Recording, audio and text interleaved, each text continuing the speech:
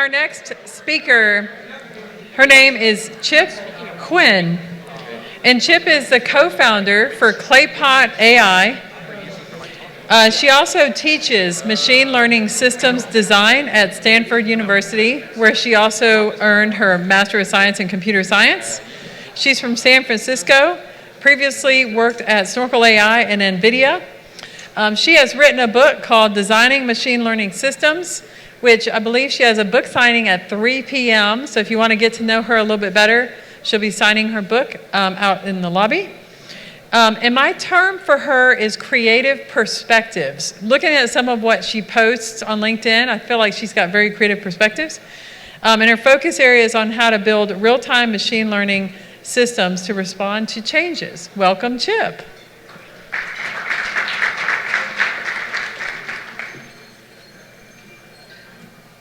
Hello? Can you hear me? Yep. Hey, wow. I haven't given a talk in person in such a long time, and it feels odd because I feel like I usually don't have to put on shoes or proper clothes. So it's really nice seeing everyone here. Wait, how do I change the slide? Oh, it's here. So today my talk is about real-time machine learning challenges and solutions. And I know that it looks different on the programs, and you can blame it for procrastinations. It's very last-minute changes. But I hope you'll enjoy it. So quick question here. So I know that a lot of companies talk about the value of fresh data. And I want to ask a question here. Assuming that fresh data is as easy and as cheap as older data, which one will you prefer? Who would prefer fresh data? Really? Okay, only 20%. So I guess 80% of you prefer stale data. So I have never in my life talking to a company and said, yes, I wish that our data was a bit older. I wish our data was a bit slower to update. So the discussion, we usually think a lot of companies argue that, yeah, of course, they know fresh data is better, but it's more difficult to use. It's more difficult to maintain. It's more costly. But the thing is that fresh data is going to get easier and cheaper over time, whereas stale data is going to get better over time. So I think we do need to decouple the quality. So just about last month, the CEO of Databricks has a very interesting interview where he says there's been explosions of machine learning use cases recently. And in the past, they saw that the majority of the use cases in batch. But now they do believe that most of the use cases will be streaming. And I think it's a huge statement coming from a company that backs Sparks. So there are many use cases that I do machine, you can apply real-time machine learning, such as fraud detections, personalizations, customer support. Oh, shoot, I do report twice because I guess that's important. Some analysis, object detections. And when we talk about use cases, you can have the same use case, but very different setup, which give very different return on investment. So we talked to a fintech company, and they were like, we are incredibly good at detecting a fraud 24 hours after it happened. But it could be much better if they could detect the fraud before they happen, so that the transaction don't even go through. Or a lot of companies are very good at recommending items to users after they have left the site because they do it in batch predictions and then they do it once a day. Whereas it would be much better to be able to recommend items to users when the users are still on the site, so we can get a chance to increase conversion rate. So I want a quick disclaimer. Online prediction doesn't mean no batch predictions. So there are many use cases that can do just fine with batch predictions, for example, user lifetime value predictions, churn predictions, and we don't need online prediction for that.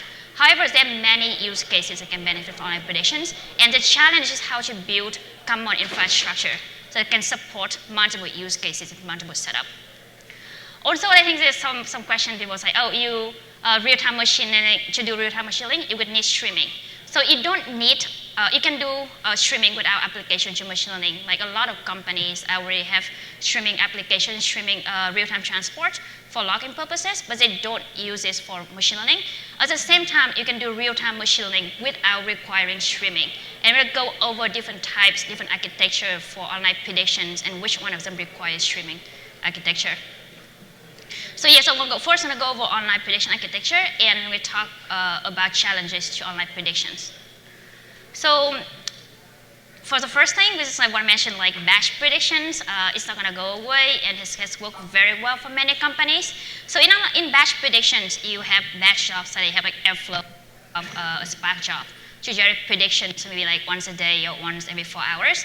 And you can either just use this prediction to generate like business intelligence. BI is a very popular use case, or you can store these predictions in some like online store, so you can fetch them when you need. So for example, like batch predictions for recommender systems, you can generate all the recommendations for each user offline, and when user log onto the site, then you fetch the recommendations for the users. I think that is very popular in a lot of companies, but I think it's getting less and less popular now. So another is, so for the first type of online prediction I want to cover is online predictions that use only batch features. So imagine you have recommender systems, and you want to look at all the items a user has looked at on the site within the last 30 minutes. And you want to, based on those items, you want to recommend other items the user might want. So if first you, so a lot of companies use it by like looking at embeddings of these items. So the app's gonna send to your backend, like here item, users look at item A, B, C.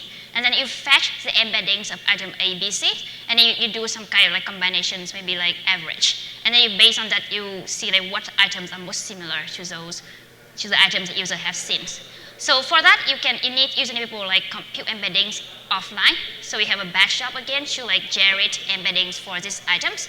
And then we can write to an online store like Redis, DynamoDB, and then we can like at predictions time, you just fetch the embeddings for low latency support, for low latency access.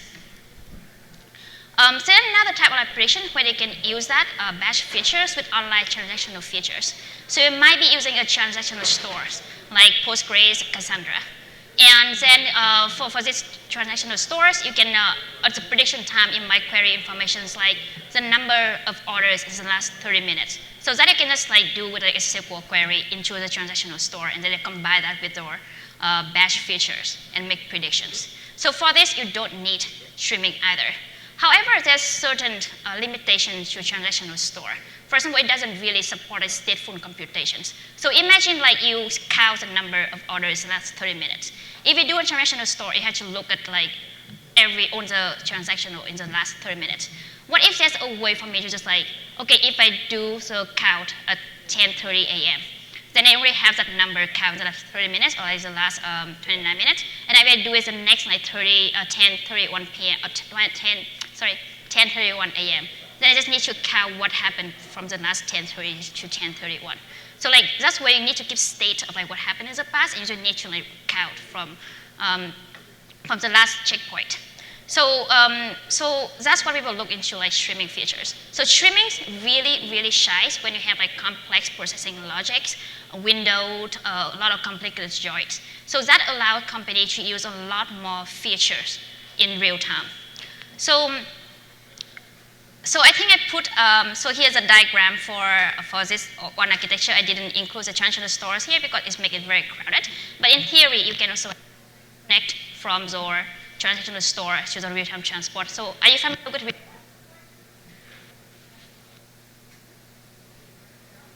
oops. I think it's a problem I keep talking about every day and just like don't really think about it. Okay. So like the quietness is not because you don't hear me, just because you don't say anything. Okay, fine. So real-time transport is, you think of them as streaming, Kafka, Kit.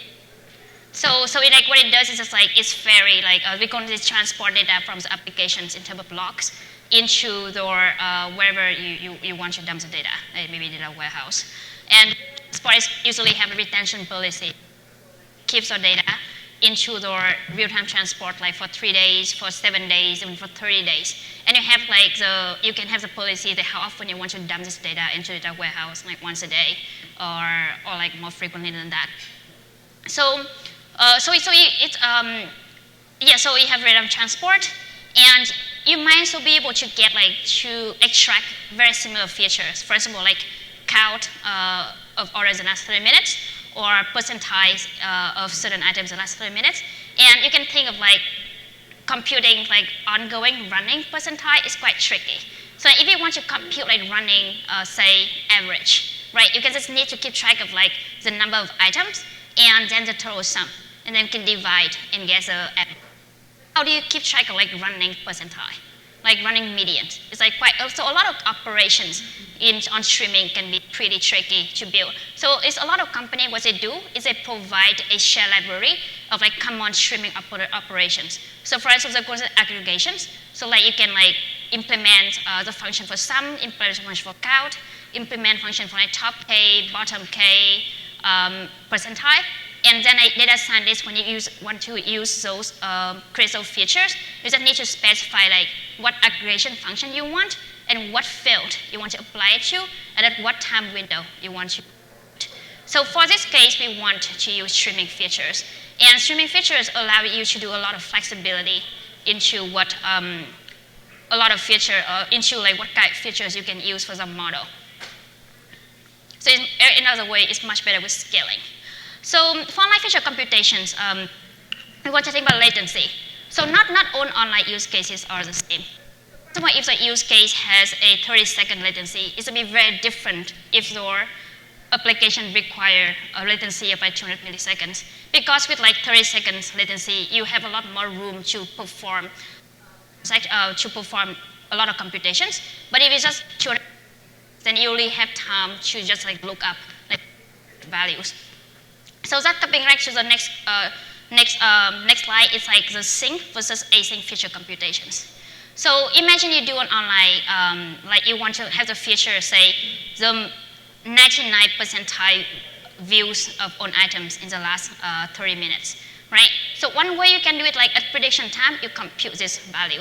Another way is that like you can keep track of your incoming streams of events like on transaction on your apps, and whenever there's a new event that might change this value, then we update this value. And at prediction time, we just need to fetch whatever the last most recently computed value.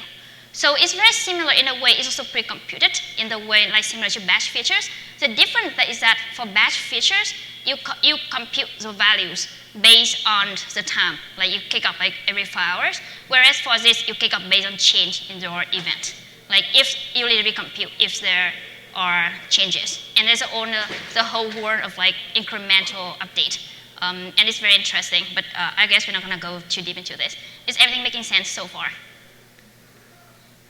Cool. Nice. You guys are being too nice. Okay, so there's challenges to online predictions. So we did we did a survey, and the top 3 challenges that people told us is like 1, latency. Second is like train predict inconsistency. And the last issue, building and maintaining in streaming infrastructure, because it's very different from maintaining batch infrastructure. So latency, so for latency, I think we have a lot of, I think it's, I guess it's self-explanatory, like we want you to online predictions, to wait too long to get the result.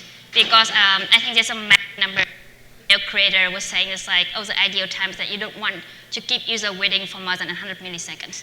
So a lot of applications want to have very strict latency requirements, which means that you would need to go like, when users go to the site, you want to be able to get like their current informations and output predictions within just like milliseconds. And it's very strict requirements.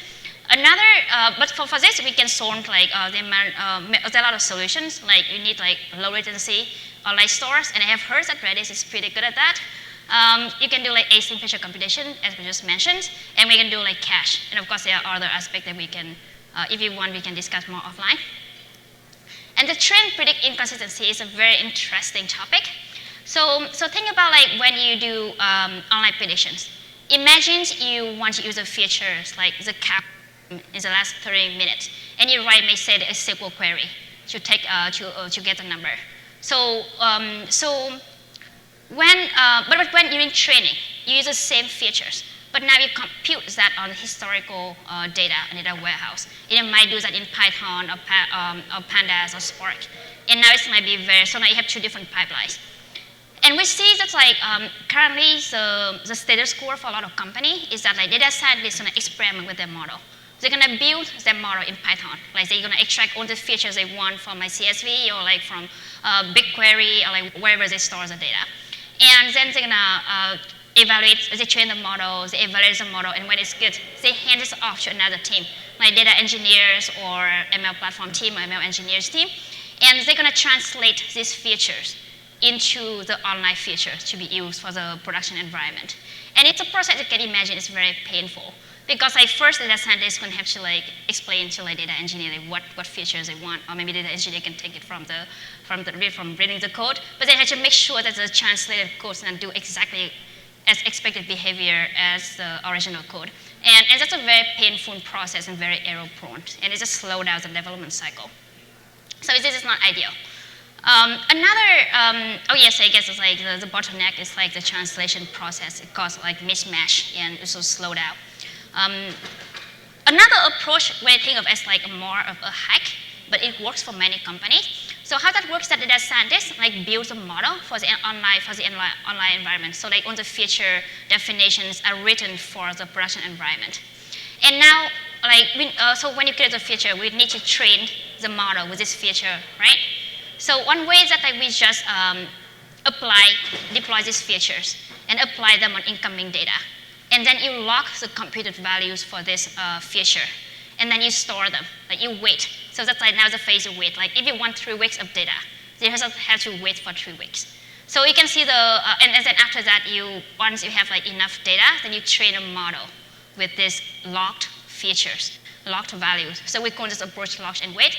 And guess what the bottleneck is gonna be? Log size. Sorry? Log size. Size? Size of your logs. Yes. So like you have to wait. Like if you want you have to wait two weeks, and say like maybe today for like one market, and tomorrow you want to expand with another market. Now you just have to like wait and log for that market as well. So this process is nicer than the way of like a lot of companies are doing. Is that you don't have to manually translate, which like reduce a lot of bugs, so you can ensure the consistency. It's just the problem is that like it's just slow, and so I guess like for companies, a lot of them they prefer the trade-off, like they would rather wait than having to invest a lot of time to actively translations, and that's fine. So another way I think is very interesting is backfilling, and we do believe that is the right way forward. So with this approach, like data scientists are going to create new features for the online production environment, and then you backfill these features on historical data to generate these features for training. And then you just train the model with the backfill values. So it's going to look like this. So like you want to write the feature definitions in maybe like a language that I see a lot of people like is SQL, but also like there are other language that can support like Python, Scalar, Java. And then so like it writes the features or the model for the production environment, and it just needs to backfill to generate training data and train the model. So backfilling is not new. Like backfilling has been using for like batch features for a long time, and a lot of companies they know how to do that for batch features, but when it does that for online features, it poses a certain challenge.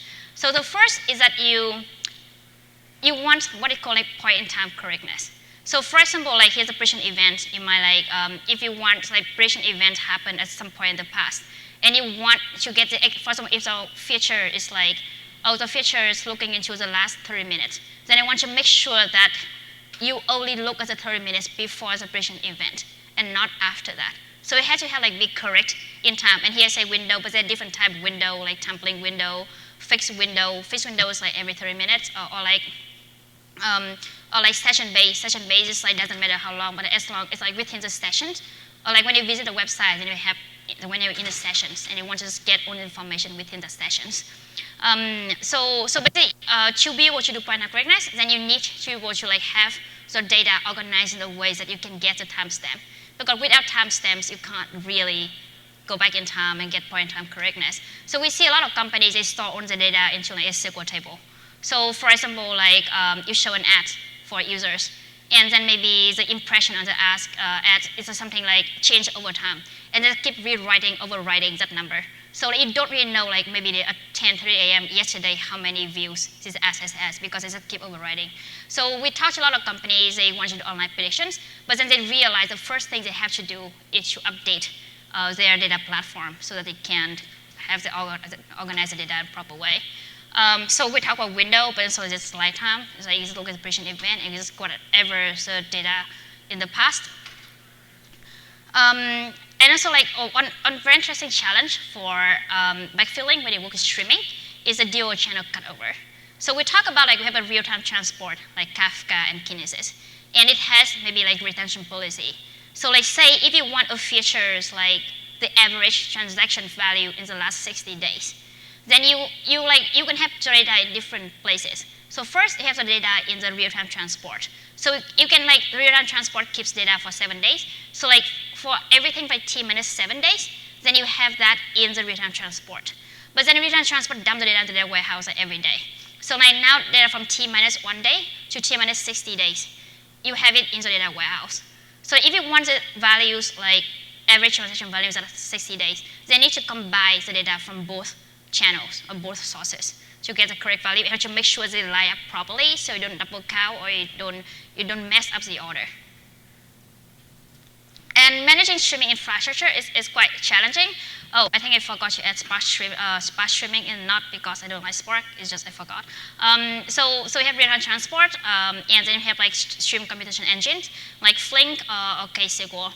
And for batch infrastructure, you have a lot of room. Like if something is a bit, so think about like, so like batch job runs very infrequently, right? Like maybe every 4 hours. So if it takes a little bit longer, it's not a big deal. Like you know exactly what the workload is gonna be because you know in advance.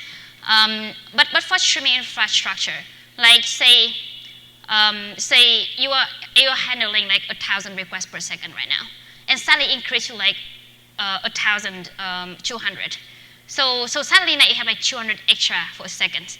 And now the next second is going to be like 400 extra, and the next one will be like 600 extra. So like it can be very quickly like overloading the systems. And also you have very short amount of time for you to react before you lose your data. So like for streaming, a lot of companies are worried about on-call. Like if things break in batch, you can wait until the next day, but if things break on streaming, you just need to fix immediately. So we do see like in streaming infrastructure, there's a huge room for a managed service just to like offload the operational challenge for companies. And also there are other online prediction challenge. So for example, like you want to have a scalable prediction service. So like for batch prediction, you just run batch jobs, and if you if you have more, it's fine, maybe take a bit longer. But like for online predictions, you actually don't know in advance how much traffic is going to come in. So say like if you have an e-commerce site and now it's suddenly like a promotion event and have a lot of like traffic. So you need to be able to scale your prediction service to like be able to support the traffic. The key value store cost. I know a lot of people like complain about like there's a lot of service that's really good and really fast, but it can be very, very costly. So when we do batch prediction, we store all the batch features into into data warehouse, and maybe it doesn't cost you much, but like in online predictions, you need to store a lot of it on a key value store. Something for low latency access. And the cost can increase very quickly if you have more features and require more memory. So we talked to a company, they do this like very painful process because occasionally the key value store clusters like cost a lot of money, it consumes a lot of memory, and data scientists just need to manually go in there and figure out like what features it can delete, just so it can free up and lower the cost. And also like on the point of like feature validations, evaluations, connectors, because you have to connect to different data sources, both online, offline, and nobody likes writing connectors. Also like when you do online predictions, you want to do online monitoring. So I guess that is my talk. I'm gonna have a book signing at 3 p.m. today at Redis booth. So come say hi. And if you have any questions, let me know.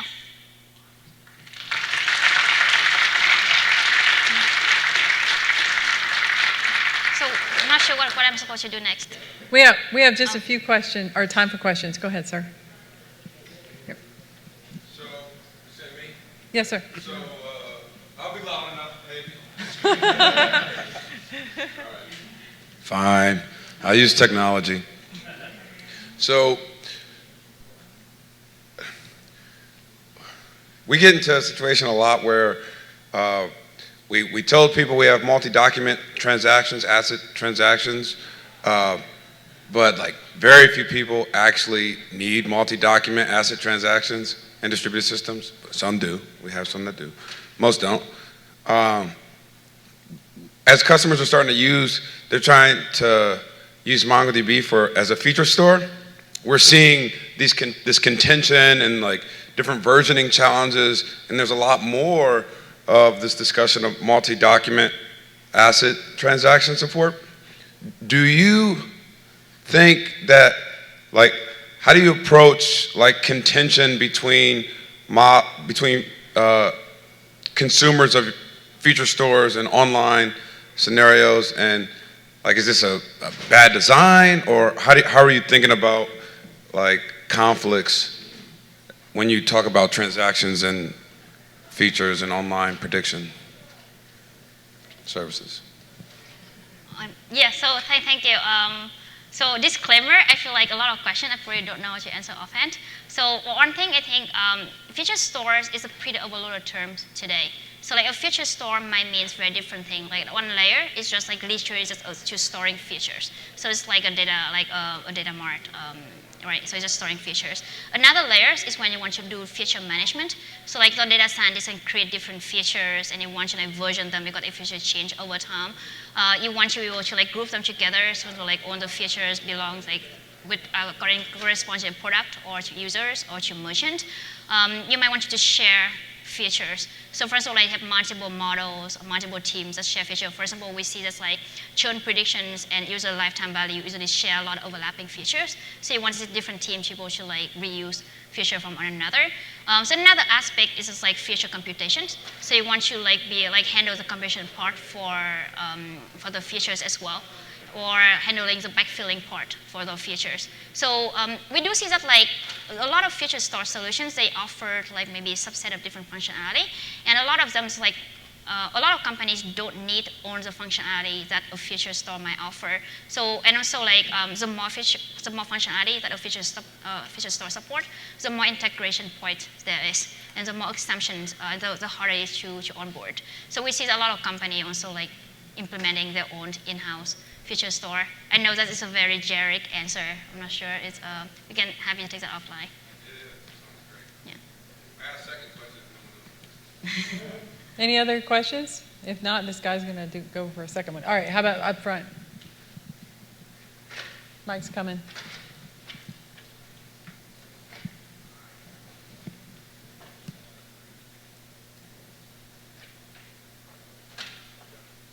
I think it's already on. Yeah. Hey, Chip, I'm a big fan of your book. I'm reading it recently. It's super helpful. Thank you. And it's unprompted, not sponsored. So I'm Lynn. I'm a data scientist in BlackRock. So I'm working on putting a model into production recently for a project. And then I have a question. So once a model is in production, how do you determine this model needs to be retrained and you update it? I know it's kind of like, it depends on case to case, but based on your experience, so share with me some like tricks or tips, and then what metrics you usually check to determine, hey, I need to retrain my model, and then what's the time period you need to do that? Wow, that is a very interesting question. So how often do you retrain the model, when do you retrain the model? So of course, the most naive question is just like whenever the metrics are failing, right? But that usually require you to know what metrics you're tracking. I think a lot of companies right now don't really have proper monitoring in place to get the information. So there are other ways people use like proxies. Like they assume that like if something has changed in the environment, like the division has shifted, then you want to like update the model. So that's why a lot of like monitoring solutions now are reframed as a distribution shift detection, because they make assumption that like if things change, then the model needs to be retrained. But it's not always the case. So I think like to determine like how often to retrain the model, one key thing could be like to determine like how much value we would get from like fresher data. So I think one experiment is that you can train the model a different period of time, so they get data from the last 6 months, or data from the last 3 months, data from the last week, and you see like how, and test on data from like today, and see like how the model trained with different range of data decrease. So like if the model trained from like 6 months ago like do really poorly compared to the model trained data from like last week, then you probably should not wait for 6 months to retrain the model. And yeah, but I think it will definitely like I think there are certain people in the school of thought of like believing that the real world data always change, so worlds always evolve. So the question is like not like how often we should train the model, but how often we can train our model, taking into account all the infrastructure setup and the cost of doing so. So yeah, so I think the first thing would be figuring out like how the model performance changes over time. Thank you. It's so insightful. Yeah, thanks. Very good. Thank you so much, Chip, for talking to us. Yeah, thank you so much, everyone. I'm gonna be around, so